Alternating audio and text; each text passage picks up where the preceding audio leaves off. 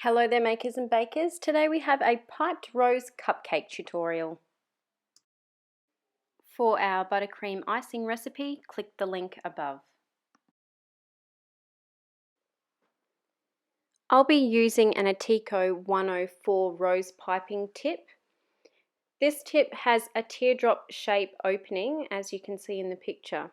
While we're making our rose cupcake, we need to ensure that the wider end of the teardrop is always facing down onto the top of your cupcake and that the smaller end is pointing upwards. This will make the petals thinner on the top side. Start by piping your center. You'll need to spin your cupcake slowly in one hand while piping your icing in the other.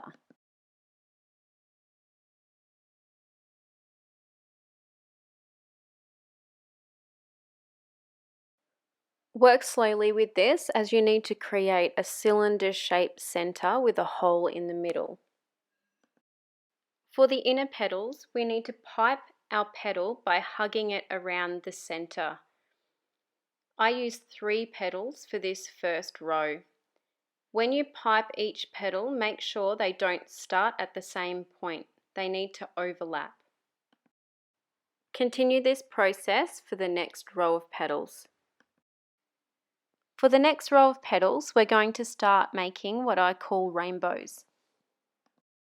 As you're piping the icing, pretend that you're drawing rainbows around the previous petals, still hugging towards the inside.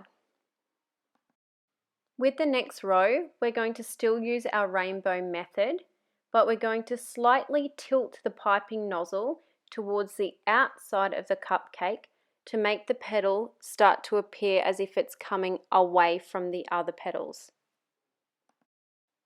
Your petals should also start to become larger and longer.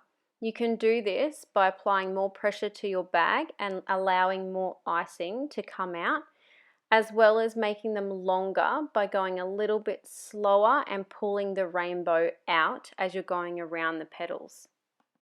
Continue with this technique, making the petals larger with each row until you've reached the outside of the cupcake. As you can see here, this piping tip will naturally make the petals frill.